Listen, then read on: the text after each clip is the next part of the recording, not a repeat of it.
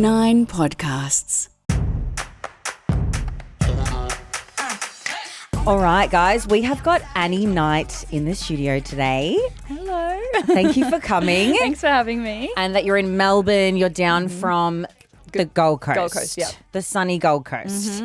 Now, I will be completely honest, I was really reconsidering having you on, only because of, like, let's be honest, there's a lot of backlash happening right now. Yeah. In the media, social media, TikTok, Instagram, pretty much everywhere. And I wanted to ask before we really get into things, how are you actually feeling about everything that's going on right now?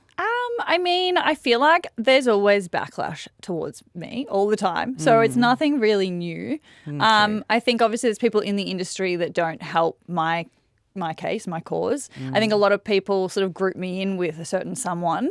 And so people sort of put me in that same category. And so I get, I think, more unfair backlash. I don't think I'm as controversial. And I think, I don't know. I think people just jump to conclusions a little bit. So yeah, I mean, at the end of the day, it kind of just rolls off my back. Yeah. And when we say a certain someone, can we say the certain someone? I don't like giving her any publicity. That's fine. Okay. No, I'm kidding. Just kidding. Bonnie Blue, who I have worked with in the past. So I do understand why people sort of do put me in that category with her. For sure. But I've grown and I've changed a lot, and I think she took a completely different path to me, and obviously we're not friends anymore, and I don't agree with pretty much anything she does. So, I do think that anyone that sort of puts me in the same category as her is kind of not correct in that way. Like they don't really know the difference. Yeah, and there is a difference. Yeah. Yeah. Okay, wow. And when I recently had Bonnie Blue on. Yes. Which was all like a bit of a coinkydink, and I'm like a big believer that everything happens for a reason. It was just so weird how I messaged you nearly 2 months ago. Yeah. Which is really weird. Before I even knew there was a Stan doco, Yeah. before I knew there was a 9 thing coming out, before this current affair thing and the selling sex show on 9 Now app, like it's just so weird because I'd thought to have you on 2 months ago, and now all of a sudden it just feels like everyone's talking about you and Bonnie and like the sex industry, the OnlyFans, like everything about it. It's just really loud right now.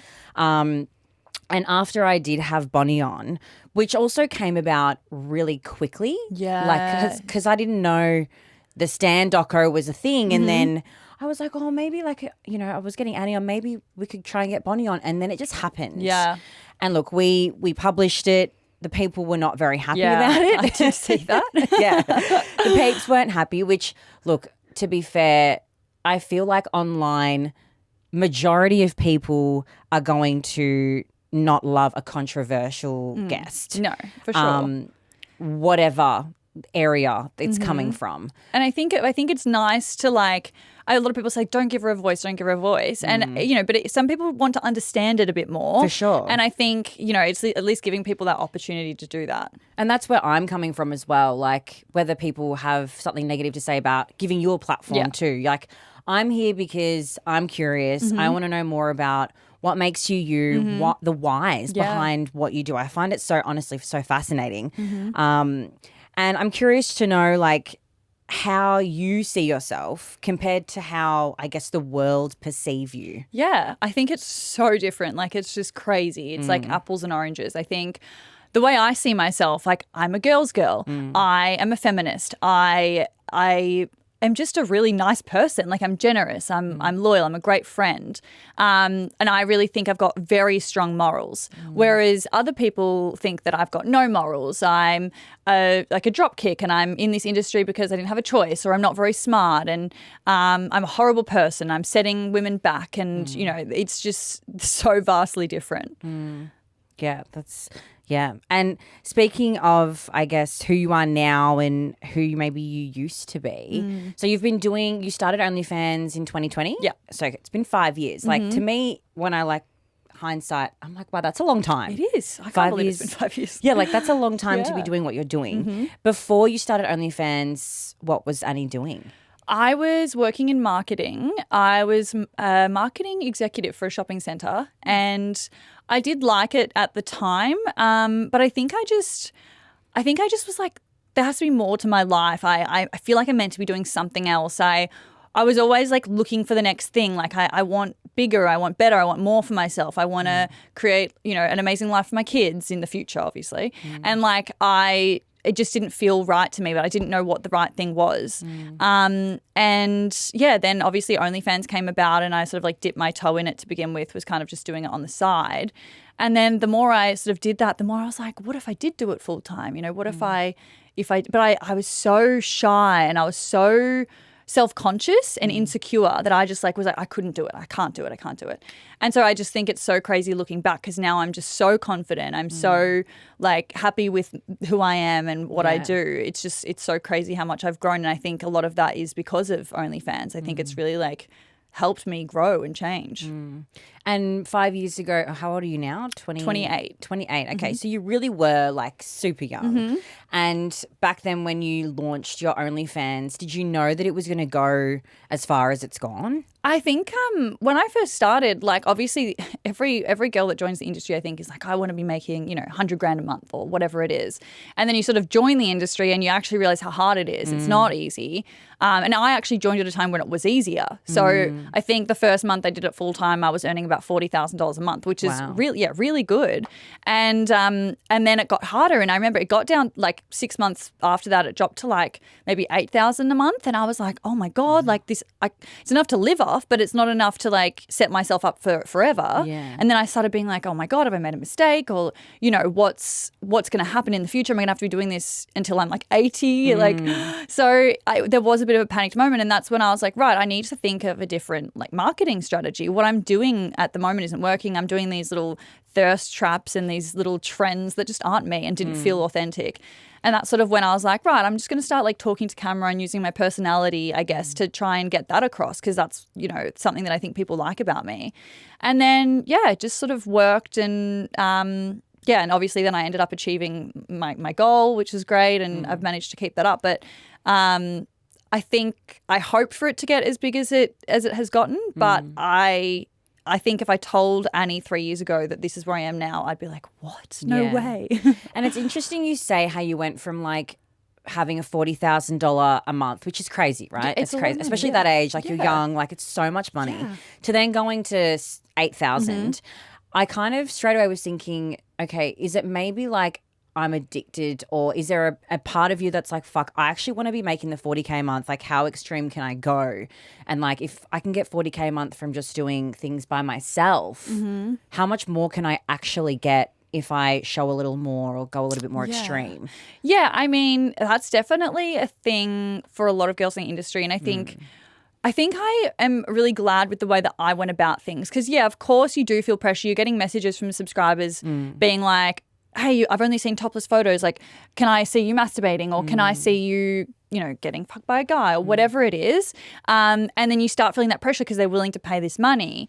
But I think like I really stuck true to, I guess, just myself and what I felt comfortable with at the time. And so even though I was getting these messages, I kind of I drew out the process a little bit. So I was doing solo content for like 2 years before I ever did any kind of collab. And then when I felt like I was ready, I did I think I did a girl on girl video, and then I did that for a while. And then and it's actually a way better way of doing it, because otherwise if you just give all your subs everything all at once, then they're just going to spend that money and that's it. Whereas if you kind of drip feed them, one thing at a time, you actually make more money in the long run. So I did it really well, I think, in that way. But a lot of girls do feel that pressure, and that's when girls end up doing something that they then regret. For sure. And before you called yourself a feminist, now I feel like a lot of women and people, may disagree with that.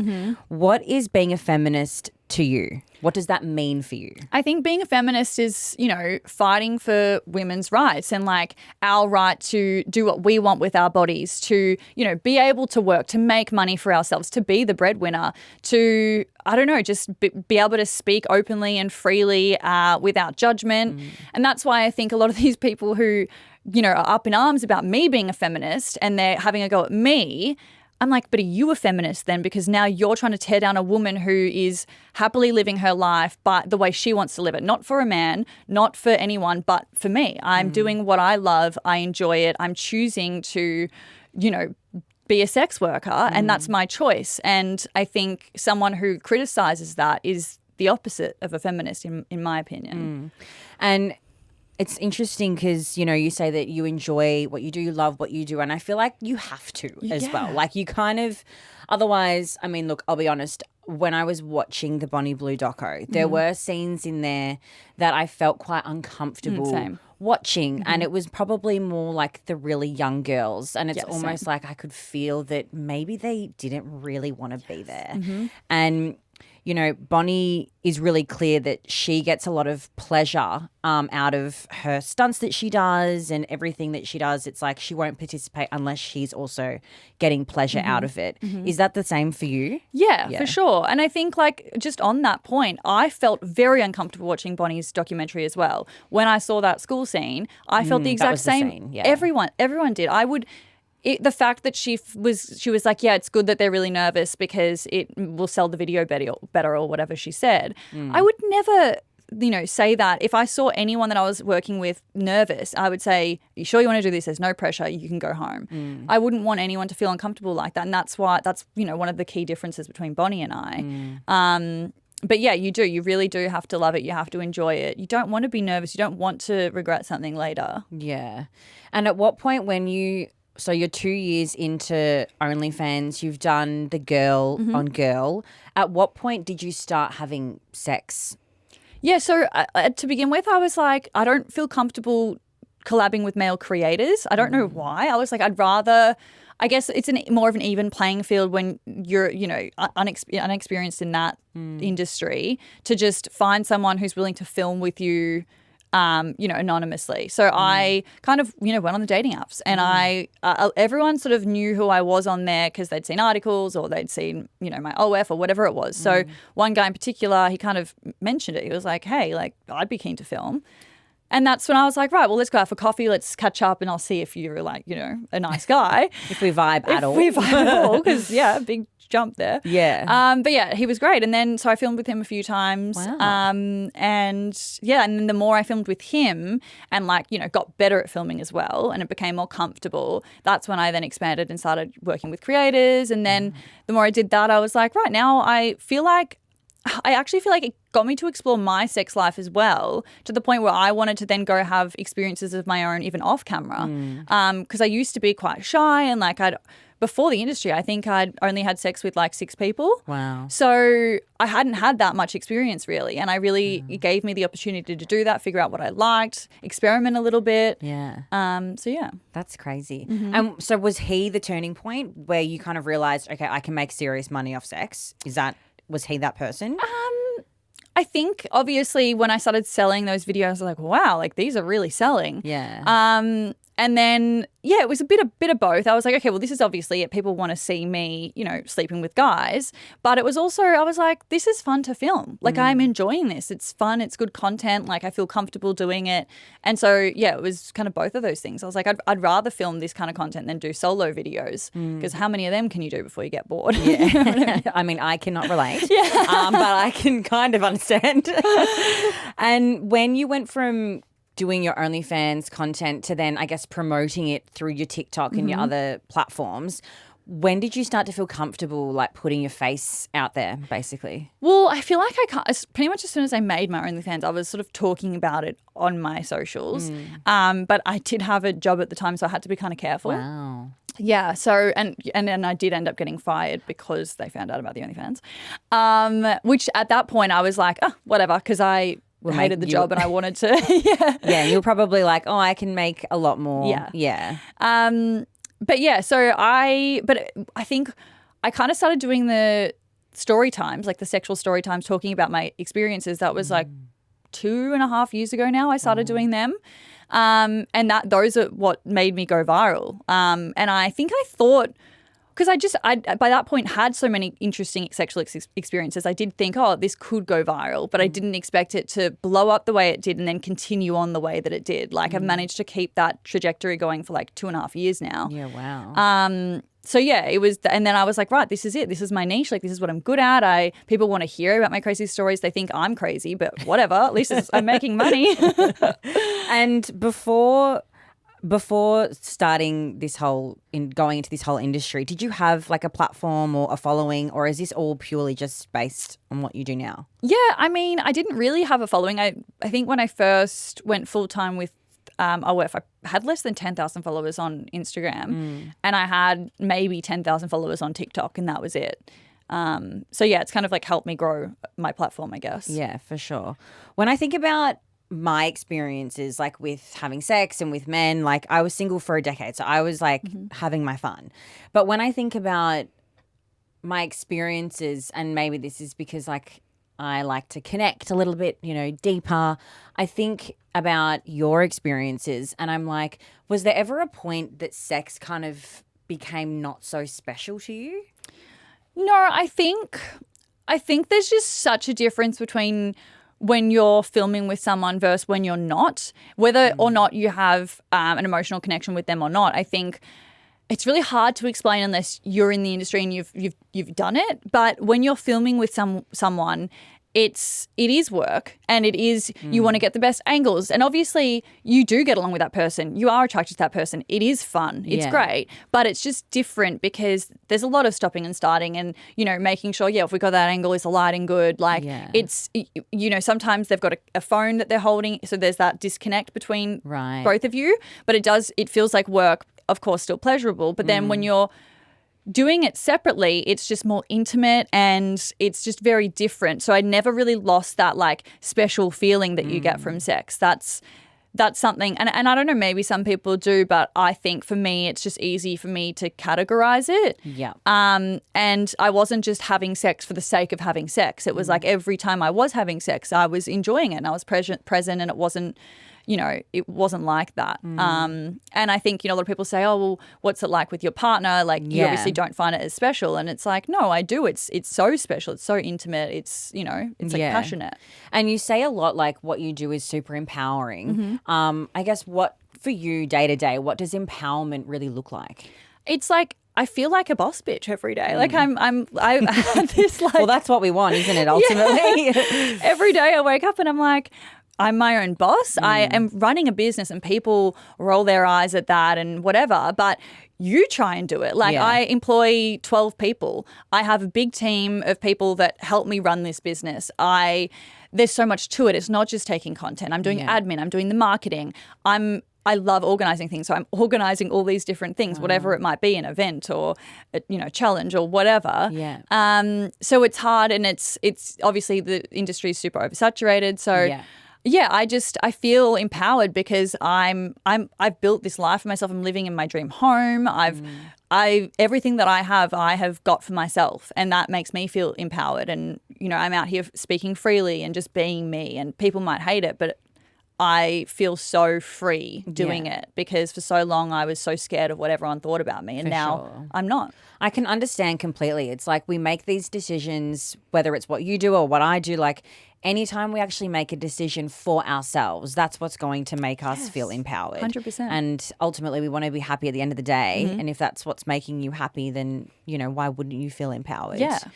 Now, when it comes to consent and safety, when you're creating content with other creators or someone from a dating app, do you have like a process or like a protocol for your safety and theirs as well, I guess? Yeah. So there was like a period, of like 2 years where I was filming with like regular guys. So I had an application form and any guy could apply, and I'd sort of go through them and pick out guys, and I'd meet up with them, we'd film the scene, all that kind of thing. So there was a process that was there to keep them safe, keep me safe.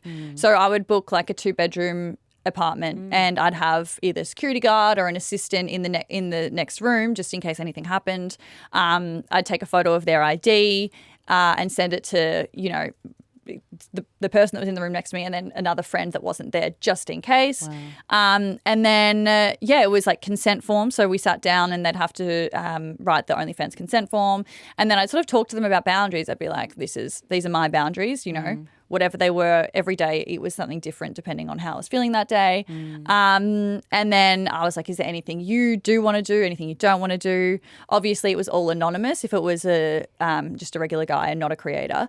So I'd either blur out their face or they'd wear a balaclava. and then they'd tell me like, oh, don't put this tattoo in it or whatever it was. True. And then, we'd sort of get down to filming. But the most important part of that process was sitting down with them beforehand and like trying to like make jokes and stuff, because obviously they come in so nervous. Yeah, for sure. So no doubt. You want to make them feel comfortable. Yeah. And I am quirky and I'm chill as well. Like I want everyone to feel comfortable. I don't want anyone to be so nervous that they're like wigging themselves out. Yeah. So I really kind of, that time we were signing consent forms and doing all that admin, I took that like 15 minutes to just, you know, how was your day? What did you like? You kind of like got to build quick chemistry. Yeah, like quick chemistry and quick like just want them to feel comfortable. I'm like, they think I'm this like porn star or whatever. And I am, but I'm also just a normal girl. Person, yeah. Yeah. So like don't be scared. Everything's fine. Be chill. That just got me thinking like about performance anxiety. Have you ever had like men come in and they're like, yeah, we're going to make some great content today, and then they just fucking wig out? Yes, all the time. Like all the time. It was so common because I get it. I'm like, as a girl, you know, we don't have the same problem. We don't have the same. Just give me some lube and we can figure it out. Yeah, exactly right. So and they always felt so bad. I'm like, I feel bad because there's so much pressure on you, but and that's why it was important to try and make them feel comfortable. Yeah, for sure. Because then on top of that, you've got a camera there. There's the pressure to just, you know. And is someone behind the camera? Well, sometimes. So there was often someone filming, or they were filming themselves on their phone. Oh, right, yeah.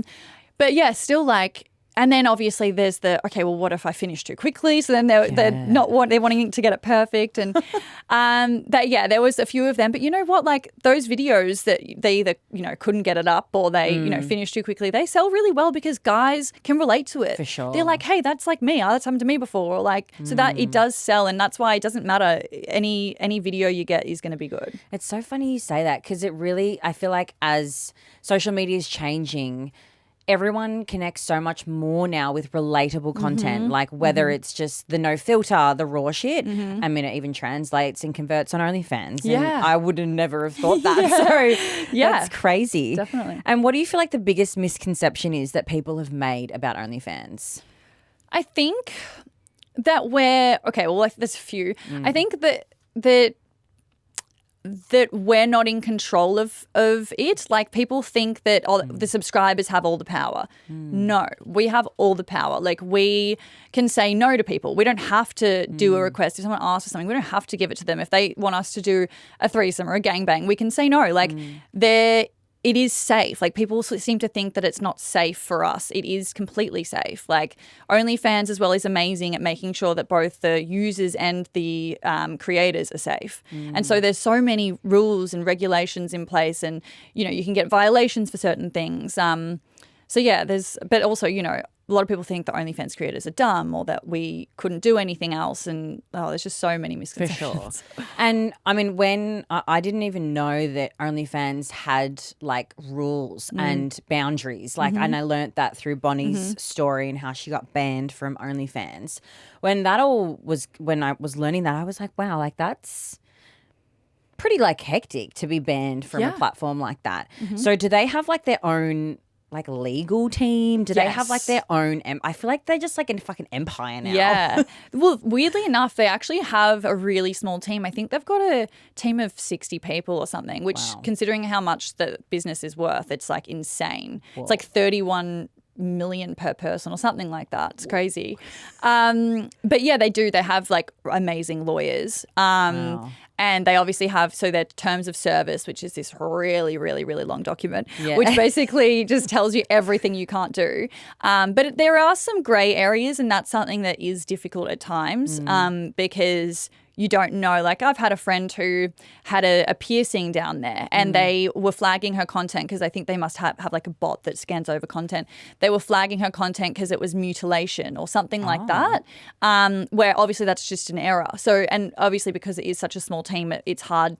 It was hard back then anyway, this is a few years ago, to get in contact with them and to explain that. So, but it has gotten a lot better now. But yeah, you can't have like period content. You can't, you know, urination is not allowed. Anything like that. Yeah, there's so many rules to keep everyone safe and, you know, all that. I feel like that's so random that you can't have period content. Yeah. Because, like, that's such a thing. Like, people, want to be, like, so pro-period sex. And the thing you is, know? like, there were other platforms you could do that on, which, I mean, I've never done that, but, like, people would go to but now they're putting in restrictions as well. And I think it's a lot of pressure from, banks and payment providers and that kind of thing. Sure. They have to just play by the rules a little bit, which is fair enough. I mean, there's probably, there is definitely so many things I don't know about the layers that go behind OnlyFans. Now, when I do think of OF creators like yourself doing these stunts, I do tend to think straight away about like the health and then the mental health side of things. Like when I started to sort of watch and learn about Bonnie, I was thinking like, this is pretty hectic. Like, not only is it exhausting for you physically, but like I'm a really spiritual woo-woo person. I think about like the spiritual side of things. And, Bonnie had said after doing like a really crazy stunt, I was like, do you have like a certain unwinding way of like chilling out post-stunt? And she's like, I just crack a Pepsi, have some super noodles and a shower. And I'm like, okay, like that seems like not a lot. Like I feel like I'd need to be like cleansing, saging, like doing all these things. Do you have like, I don't know, something that you do after a wild stunt? Like what's your way of sort of decompressing if there is one? Yeah, I guess like I'm trying to think what I did after I think I had a bath. Okay. And then I ordered grilled, I think, for dinner. Grilled is great. Yeah. I wanted a burger. I was like, I'm starving. I need a burger. And then I just had an early night and went to bed, like did my skincare, kind of did like an everything shower/bath. Yeah. And then, ate dinner and probably watched a movie or something and then went to bed. Like that's what makes me feel comfortable and happy and like chill. Yeah. So I just did that routine. So it really, I mean, like that, for me, that is like a normal night. Yeah. So I'm like, it really is just like a normal day of wrapping up at work. I guess like you obviously are exhausted. Yeah. So it's like, okay, what can I do that's like self-care? I wouldn't usually have a bath. So that for me was like, okay, this is my way of unwinding and relaxing. And I put all the special things in the bath and, But it was kind of like a normal night, weirdly. Wow, it's just crazy. And you have spoken really openly about having endo and having certain gut issues in the past. How do you manage those symptoms through your job? Yeah. So it's been a bit of a journey. I was on the pill for a while. And then earlier in the year, probably January, the pill just randomly, after being on it for 6 years, just stopped working. Oh. And I don't know what happened. I was bleeding every day. Like I bled for every single day for like 5 months. Okay. And that's crazy. So crazy. And my specialist was a bit useless, but didn't have any. Didn't have any answers for me. So we did a second endo surgery, and he didn't find anything, and I was devastated because it's so upsetting when you've got something wrong with you, can't figure out what it is, and you're kind of almost made to feel crazy. And then so the next answer was, okay, well, put the IUD in. So I was put on the IUD and it took a while for it to level out, but now that seems to be working really well. And then on top of that, I manage a lot of my symptoms like through like naturopathy, I guess. Naturopathy? Yeah. Sounds really nice. I see naturopath too. So. Yeah. Well, yeah. So my diet, my lifestyle, I had really high cortisol a couple of years ago. So I've been working really hard to lower my cortisol levels, and now they're great. And I eat really well. It's all about balance. But yeah, so that's a good one. A lot of people don't know that the reason why endo can be so bad sometimes is because your inflammation is so high in your body. Yeah. And because I was eating really bad, when I would get my period, it was so much worse. Whereas now I eat well, so my period pains are nowhere near as bad. And when did you get diagnosed with endo? That was, I think it was 2023. Okay. So 2 years ago. Yeah. And have your doctors ever said to you like what you do for work is actually harmful or making your endo worse? No, not necessarily. But when I went to the hospital after my challenge, I went in and I knew that what was going on with me wasn't to do with the challenge. It was a coincidence. But like I said, I'd already been bleeding for 5 months prior. Wow. So but the only reason I went to hospital was because I was like just be safe. Maybe something happened at the challenge. Let's just cross that off. Yeah. So when I rocked up to the hospital, all the doctors and nurses straight away just knew who I was. Of course. And they were like knew about the challenge. So they're like thinking, oh, she's ruptured something. She's, whatever. But like I knew that that's not what it was. And I was right. But yeah. Did they treat you differently? Yeah, I think so. It was annoying. I think it was just frustrating because I kept saying it's not that. But obviously they're not going to listen to me. Yeah. They're going to be like, no, it's the challenge, Well, I feel like because of, it's everyone that has endo or a lot of my girlfriends that have it, they always say, sex is really painful and things like after having sex, they can experience, all these symptoms. So I guess coming from like someone who might be in the medical field may assume, okay, she's just had sex with like 580 blokes. Yeah. Like, this is definitely the reason why she's bleeding. And the thing about endo too is like everyone's so different. So I've got endometriosis, but I don't get pain when I'm having sex, and I've never had painful sex. So, but that can definitely be something for someone. I think it really depends where your endometriosis is, if it's like lower down or if it's, in your ovaries or if it's on your uterus or whatever it is. It's just, it can be so different. Yeah. And so for me, I'd never had any pain with sex. So that's why I was like, I know it's not that. Yeah, that was definitely going to be one of my questions. And do you feel like being an OnlyFans creator, it has made other like people in the medical industry sort of look at OnlyFans creators differently or treat them differently? What do you mean by that? Like if something did happen and you were in a situation where you've been hurt or there has been, who knows, like ruptured something. Yeah, you can always feel a little bit of judgment, I feel. Like I said, when I went to hospital and they were like, we know about the challenge. And it's sort of like you just feel, and then they're not doing it on purpose, but you feel a little bit of judgment. And then it's like, we're going to order you an STI test. It's like, oh, well, I've actually already done one, but sure.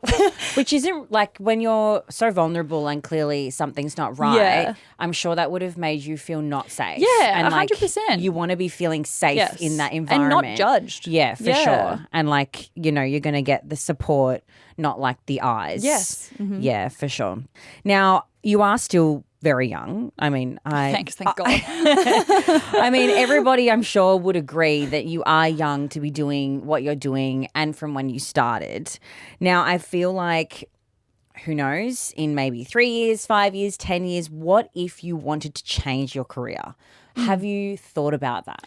I think what's so amazing with the platform I've built myself is that I now have the ability to switch up what I'm doing. I think people don't realize that, I'm at that point now, and I think this was kind of always the plan. It's like, yeah, sometimes you have to be a little bit outrageous. Sometimes you have to do that stuff to grab people's attention. I've got everyone's attention now. So I can now be more authentically myself and show other sides of my life other than my work and sort of go down a different avenue of like, I guess, I could start my own brand one day, or I could, go more into influencing or whatever it is in the future.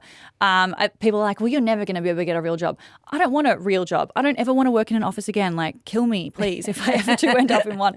But like, yeah, I think there's so many things that you can do. And I think, even within the industry I'm in, because I have been so successful, I could do something within the industry. I could start being an advisor to women that are in the industry or trying to make it in the industry or whatever it is. I think there's so many opportunities for me that don't involve me actually, doing the sex work if I was to change my mind in the future. Yeah. Because I do think about when I see, younger girls who are starting their OF career, I think, well, maybe they haven't considered the later plans. Like, what if I want to stop? Like, what's my backup plan? And, you hear from other people's experiences that they find it really challenging to get another job, or like even like you get fired from your current job because you want to side hustle. Yeah. So I can't help but think about like the long-term consequences, I guess you could say. And that's the thing, like people say that with me a lot.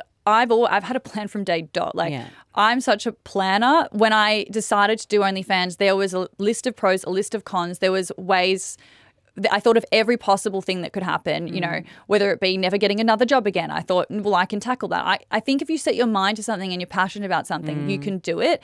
There's always going to be another option. There's always going to be something you can do, but you have to have that personality. You have to have that perseverance and that like strength of character, I guess. Yeah. But for, young women who are 18 joining the industry for money, that's something that they don't think about. And I think that's something I've been trying to talk about more, is that I urge anyone that's considering to join the industry to think about the pros and cons, because there is a possibility that you won't be able to get another job again, or that you could get fired from your current job, or you fail, because it happens. People try it and then they fail, and then they're stuck and they don't know what to do and they feel lost. And, you know, you don't want to be stuck in that position. But luckily for me, you know, I've always known that this is the right path for me and that it's something that I am passionate about. And what does failing look like? If someone was to start OnlyFans, like what does, failing to launch that actually look like? I guess it would be a matter of you start an account. And again, this is why I'm trying to speak about how hard it is to be in the industry. They start an account thinking that they're going to make $40,000 overnight, or they're going to make $43 million, or whatever all those people on the internet are claiming.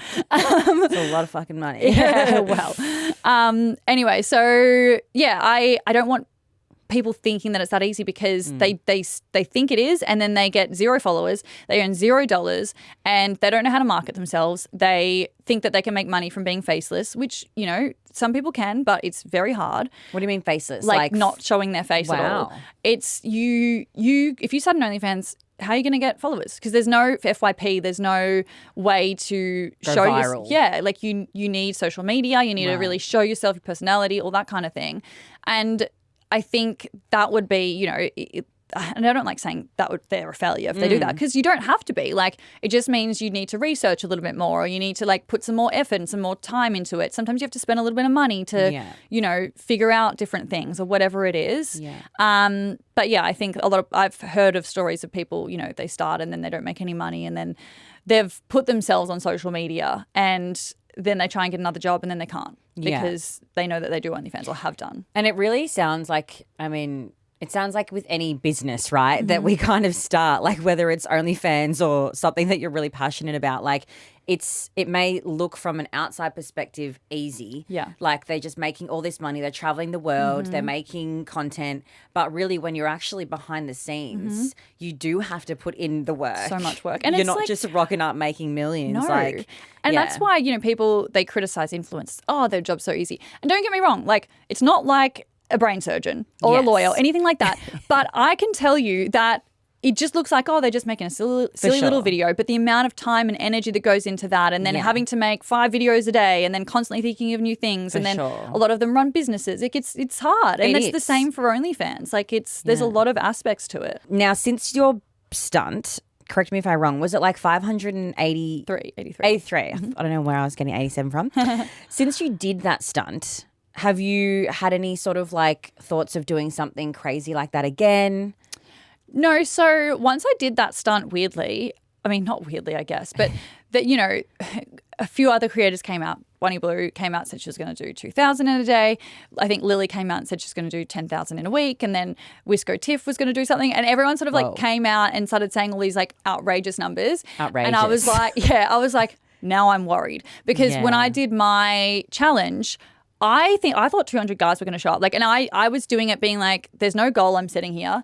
Everyone just come if you want. You know, it was like an open invite to anyone. I had a number in mind that I wanted to hit, which was 200, but I wasn't setting like a record or anything like that. So when people sort of came out and started saying all these really crazy numbers, that's when I started to get worried, because I was like, that's now getting dangerous. And I don't want people to be competing against each other. And that's when I was like, no more stunts. Like, I'm not doing any more. And then obviously OnlyFans banned Bonnie, and then when that happened, all creators were told no challenge content, and so we aren't, whether or not we posted on OnlyFans or not allowed to do it. If I was to go and do a challenge tomorrow, I'd get banned. Wow. Yeah. So Bonnie really like set the tone in a way that like this is not on. Yeah. Wow, there you go. I didn't even know that. Yeah. I didn't even know that it was like a rule now as well to like do challenges and things like that. So you're done with doing any. Yeah, I think like now I'm still creating content, of course. Because I did so many videos with regular guys, I've got so much content of that. So now I'm really trying to switch it up and like diversify it a little bit by filming with creators. I'm trying to film more like, you know, either gangbangs with creators or like girl on girls, and more like professional content, I guess. Okay, cool. Now, this is something that I'm most curious about, and I have got friends in the sex industry. They make adult content as well, but they're all single. And this is where you come in from a very different angle. And this is probably, what I'm most curious about. So you are engaged. Yeah. You're in a relationship. And I'm just like, there's so many question marks. Like how does that even remain healthy and, love and future? Like, how do you guys do it?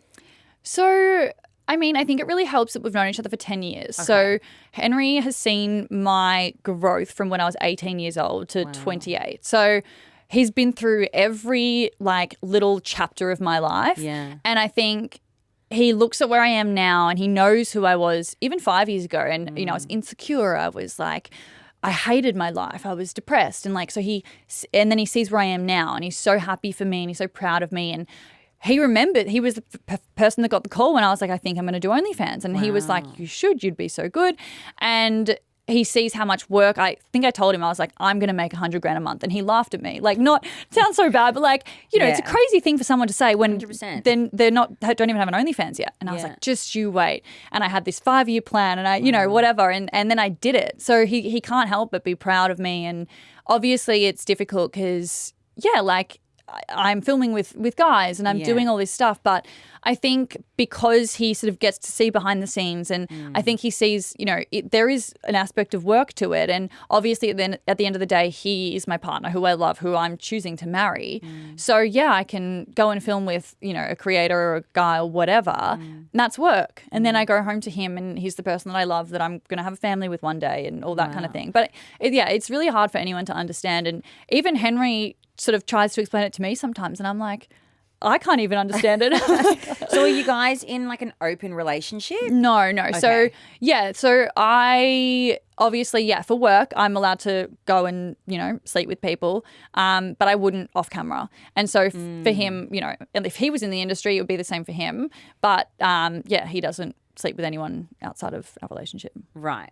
And so when you guys started, you've known each other for such a long time. When you guys started dating and then, saw a relationship forming, did you have to have these conversations, the boundaries? Yeah, for sure. Because it's such a strange thing going from being friends to then being in an intimate relationship because that love just grows and grows and grows. So at the start, there were less boundaries in place because we'd been friends for so long and so that's just how it had been. And then as the love grew and grew and grew, it's like, okay, well, we have to be more have more communication and be more aware of the boundaries and have the conversations before a collaboration or whatever it is. So he'll give you maybe his approval before? Yeah. So I'll tell him about a collab that I've got. Yeah. And, and there has been a situation where I've said, I'm filming with, this creator and it's a creator that's I was watching when I was 16, Ultimate Goals. And he knew that. And he was like,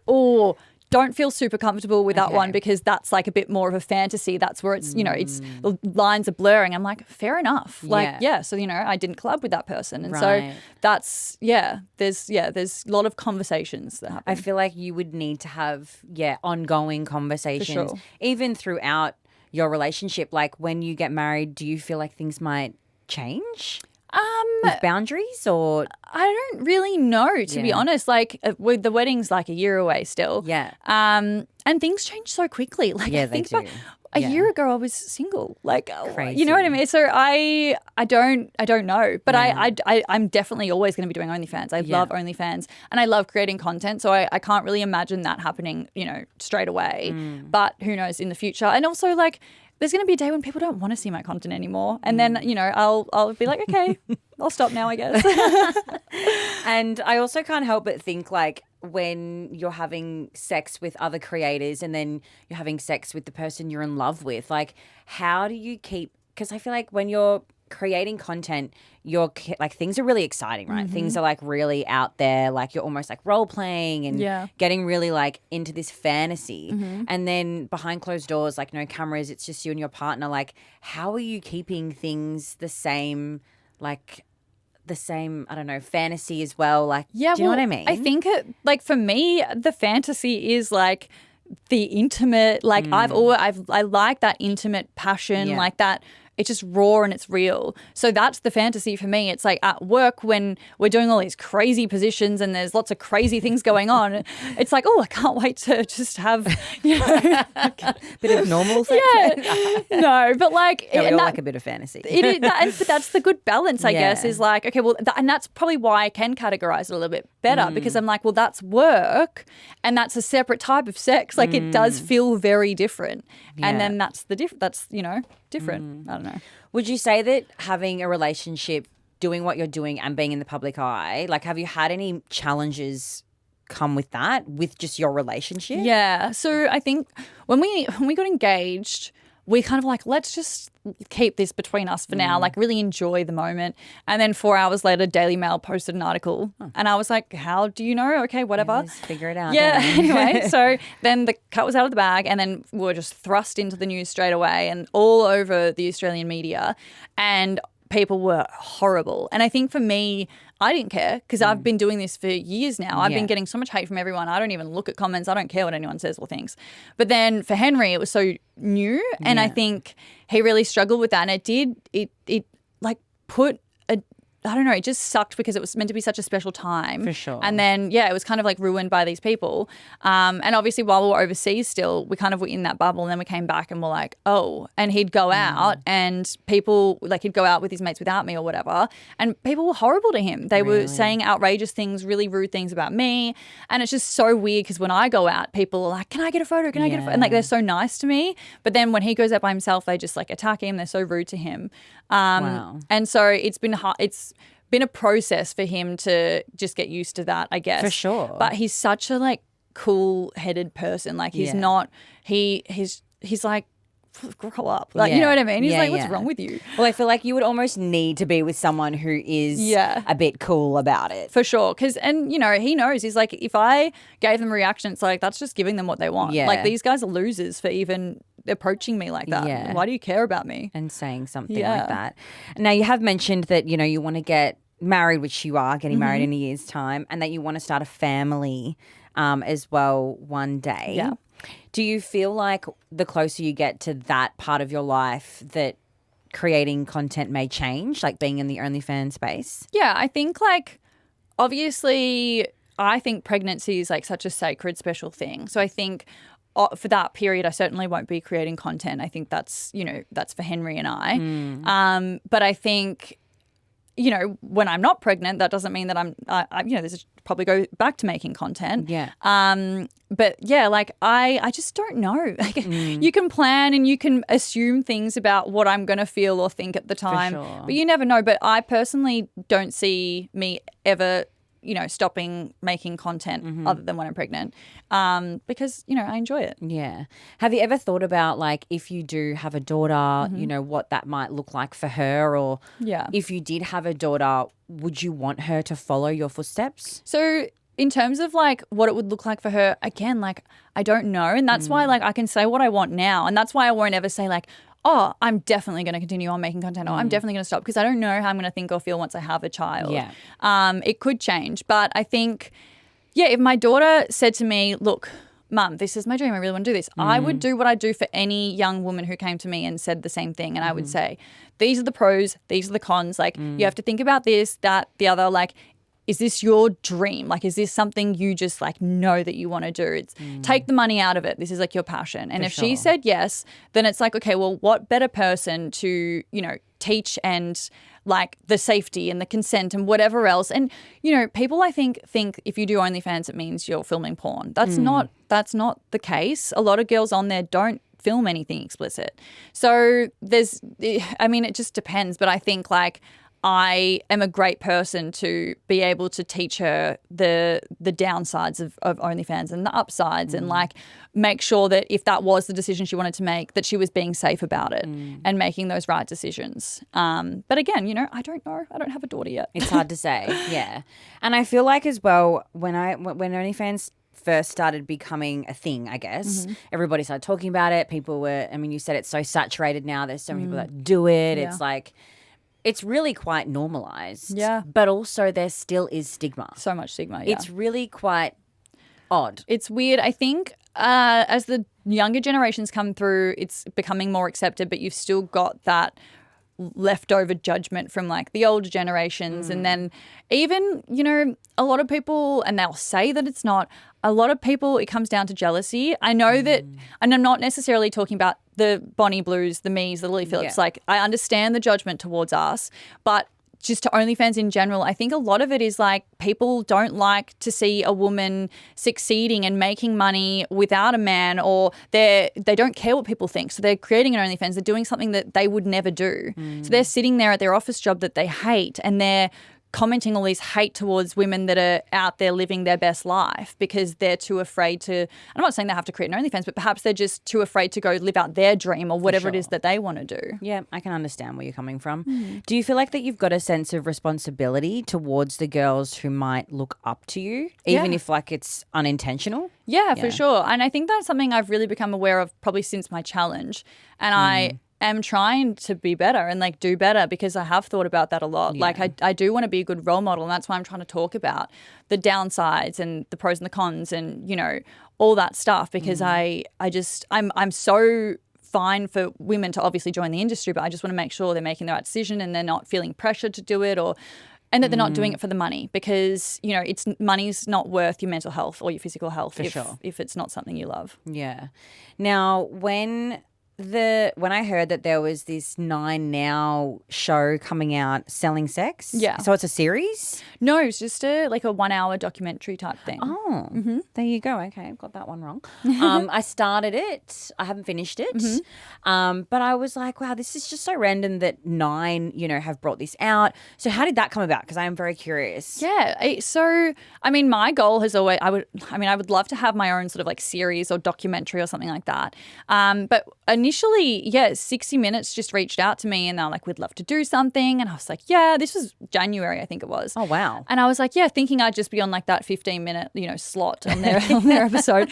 And then they were really busy. They had so many like things that sort of came up. So it didn't really eventuate until a couple of months ago when they were like, no, we are going to do like, I don't even think they told us they were going to do like an hour-long documentary that was going to go on Stan and all that kind of thing. Right. I still thought it was just for their little 15-minute slot. But they flew out to Miami to film because I was over there for work. And then, I don't know, it was just like it became this huge thing. We filmed in Gold Coast with my partner Henry and like all this stuff. And then I still thought, 15-minute slot on the episode. And then the day before they're like, yep, so it's going live. It's going to be on Stan, going to be on 9 Now. And I was like, what? Like, yep, it's now along. And I was like, this is so cool. I didn't know this. So crazy. Yeah, but it makes sense because honestly, the amount of time and energy that went into filming it, I was like, I'm glad they did an hour because, you know, there was other people featured on it. It wasn't just me. So, yeah, it kind of makes sense. And then, it ended up being #1 on movies on Stan. Wow. And do you think that there's a reason why? To me, it feels like all of the sudden, you know? Yeah. But even you've just said it was back in Jan. Like, do you feel like there's a reason why they're putting so much attention on this? It's funny because, you know, even a year and a half ago, 2 years ago, I had reality shows reaching out to me and I was like, yeah, I'd love to. And then we'd get to the next step and like our producer said that no streaming service will run this if you're on it because you're an OnlyFans creator. Like there was just such strong lines. Wow. No, if you do OnlyFans, you have to delete your OnlyFans account. We're not no streaming service will have you, no free to air TV, like nothing. Wow. And then, so that's why when 60 Minutes reached out, I was like, oh, wow, like this is a big step in the right direction. And I do think a lot of it had to do with, you know, Bonnie Blue's Channel 4 documentary. They saw the success of it. And this is what I've been saying from the start. I'm like, you create a reality TV show with OnlyFans creators or you put an OnlyFans creator on anything, you're going to get the highest ratings ever because people will watch it to hate you, people will watch it to aspire to be you, and they'll watch it because it's interesting. So I think they obviously saw, even though people criticized Bonnie's documentary, it got so much traction and attention and views that they were like, well, there's something here. There's something here. People and are curious. Yeah. People are curious. We want to see what goes on behind the scenes. It is the most interesting industry as someone who is in it. Like people have no idea. And I just, and like even that 1 hour documentary, as amazing as it was, doesn't even like break the surface. Honestly, there's so much to it. And that's why I would love to have like a series or something of like, to see the behind the scenes of what goes on because it's insane. I did see this other guy, Josh, Is there like Yes. a new there's another reality? Yeah. So Josh used to be a producer on Carl and Jackie O. Funny enough, I met him 4 years ago when I was filming for Maths. And then now he does podcasting, Yes, and he does all the things. And then I only saw it, I think, like 3 days ago. Yeah. And I was like, wait, what? Another thing's popped up again. Well, so that has actually been in the works for a while. Right. I was asked to do a reality TV show 2 years ago. That was sort of Josh was sort of involved in that, and then, you know, like I said, the streaming services said no, so he didn't go forward. And then, as Josh said, I think in a recent Instagram reel talking about the show, he was like, went to all these streaming services, like, no one's going to care about adult content creators. We're not running it. And he said, well, F you then. I'm going to just do it on YouTube because people are going to watch this. So he went and spent all this money to create this reality TV show of 4 OnlyFans creators. I think it's 4 of them or 3 of them. And they're all from different backgrounds and they have different stories. And it's so interesting. And then, I was a guest appearance on the show and I got to meet the girls. And I think it's amazing. It's such a great idea. And hopefully, you know, streaming services will see this and be like, wow, people are interested in this. Maybe we'll start allowing OnlyFans creators on our platform. It's crazy how much it's changed. Yeah. Right. Even from like a brand perspective as well. Like I know when I had friends who launched their OnlyFans, brands didn't want to necessarily align with them because they were associated with that. And I just feel like there is really like there's something happening. Well, there's a big movement happening. The other thing is, people fail to realize that like OnlyFans creators are the new influencers. People care, I don't want to say this sounds bad, but people care more about us than they do about generic influencers because we have that like interesting aspect about us. People are curious whether or not they like to admit it. For sure. They are. And like you've got Camila Arujo in the US who's huge at the moment. Like she's everywhere. And you've got Sophie Rain, all those kinds of girls as well. And they all do OnlyFans and people are doing brand deals with them. Ari Kitsia just got a brand deal with Urban Decay. She's got her own palette. Like it's insane the stuff that's going on. And I'm so glad that it is because this is why I've been working so hard. This is what I've wanted to happen for so long. I want sex workers to be treated like, you know, regular influencers. Wow. Well, there's definitely a movement or a shift that is happening. Now, before we do wrap up and we get to the end, I wanted to really just like briefly touch on, I guess, Bonnie, because I know that you guys were once friends or at least friendly with each other. You did schoolies. That's right. And I'm just curious to know, when did things shift from being, I guess, friendship, you know, friends to conflict with you guys? So, we did schoolies together a year ago now in Fiji. And we probably started being friends in May of last year. And then we did a collab together. I thought she was great. I really thought, you know, what she was doing at that time was, you know, groundbreaking. And I thought, you know, similar to what I'm doing, but she's putting her own twist on it. And that's great. And then obviously we did schoolies together and then we did spring break together. So we went to Mexico in March and we did basically the same thing we did at schoolies. So we were just, you know, filming with spring breakers. We did a lot of social content and stuff like that as well. And, you know, things were great then. And then we stayed in touch. And then I did my challenge and she was messaging me good luck and, you know, giving me tips. And I was like, awesome, great, thanks. And then she got banned from OnlyFans. And that's where things changed because obviously that was around the time I started seeing like amazing success from my challenge. And she just got her main source of income taken away from her. Right. And I can only imagine that. Like that is horrible. But at the same time, it was warranted. She kind of did that to herself. But instead of her being like, you know, just wearing it on the chin or whatever, or accepting responsibility, she then started to throw myself, Lily Phillips, a bunch of other creators under the bus, got her lawyer to write OnlyFans a letter with our names on it saying these girls should be banned from OnlyFans as well because they've done the same thing as me. And that to me is crazy. There's people on that list who are single mums who have kids to support, and you know, obviously to see that my name was on there. My friend wanted to get me banned from OnlyFans, the thing that I've worked so hard for 5 years. That she would do that is so bad. And then she came out in interviews and started saying, "Oh, well, at least I didn't bleed or go to hospital after my challenge." And I'm like, where did this come from? You were messaging me last week saying, you know, nice things to me. It's like, were you like this all along? You know, and then you start to understand where other people are coming from. You know, I'd heard people in the industry that didn't like her, and I was like, oh, she's always been nice to me. Like I don't know, maybe I had my blinders on, but it just came out of nowhere to me, and I was like, I can't be friends with someone like that. Yeah. And then obviously the petting zoo stuff, I was like, I can't support that. Yeah, wild. So she got banned after her challenge, and then did your challenge was posted on OnlyFans as well? So I did my challenge before she got banned. So I did my challenge, and then funnily enough, she came out with the petting zoo stuff. I assume maybe because mine got so much attention, so she was like, right, I need to do something as well. And then, so after my challenge, I was selling the content initially on OnlyFans, and then Bonnie came out with a petting zoo, and that's when my content got taken down. And then I jumped on a call with OnlyFans, who told me that challenge content wasn't allowed. They're like, we're never going to ban someone out of the blue. We always want to give creators, an opportunity to make that change. We don't want to ruin your life. Like, it's not what we're here for. They were lovely. And they're like, so this is just your heads up. Challenge content isn't allowed, so, please don't promote it, don't say anything about it, whatever. And that's when I stopped doing it. And obviously Bonnie got that exact same warning and then decided that she was still going to go ahead with her petting zoo, and that's why she got banned. And that's why it wasn't fair when she gave our names to OnlyFans, because we'd done the right thing. We'd had that same conversation and decided, okay, no more. We won't sell it, we won't do it. And she decided to run the gauntlet, and it didn't pay off. Yeah.